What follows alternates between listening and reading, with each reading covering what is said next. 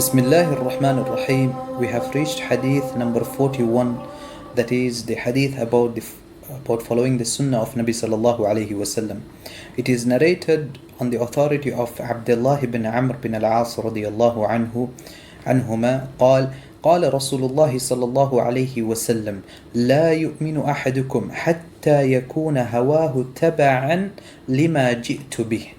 In this hadith, Nabi sallallahu alayhi wasallam, he mentioned that none of you have completed their iman until his hawa, his desires, are aligned with what Nabi sallallahu alayhi wasallam came with.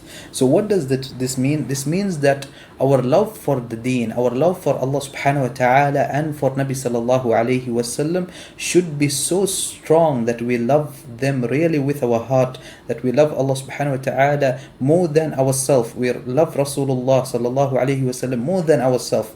What does that mean? That means we give up our desires and we follow the path of Allah and His Rasul.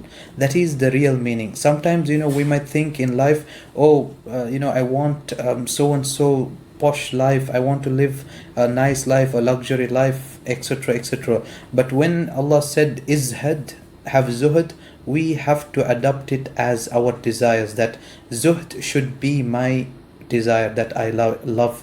That is, I stay away from, I don't take this dunya of much importance, or of the materials in this dunya as much importance. And when Nabi sallallahu alayhi wasallam, when he taught us certain sunnah, when he has taught us all this hadith of iman and of sadaqah and many of the deeds, we have to make sure that we live by those, and our desires synchronize with what Allah subhanahu wa ta'ala has said and what Rasulullah sallallahu alayhi wasallam has said. And this is what a real mu'min, a real believer will be of. And this is what the Sahabas did. They gave up every single thing. They said that Allah and Rasul is more important to them than their own wives or father or mother or their wealth or themselves, and they were ready to give up anything to Allah and His Rasul. And this is where we earn the pleasure of Allah subhanahu wa ta'ala. This is where we love Allah subhanahu wa ta'ala and we earn His love. Ibrahim alayhi salam, he was called Khalilullah.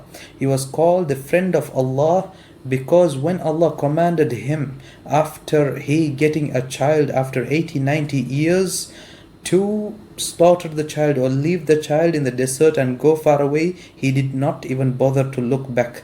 His iman was so strong that he did not even bother to think about it twice. When shaitan came and did waswas, why are you going to slaughter your child? He is your child who came after so long. Is it a must that you do all these? He stoned shaitan. He chased away shaitan, and he made sure that he was following the commandments of Allah subhanahu wa ta'ala. This is where the levels of Jannah differ.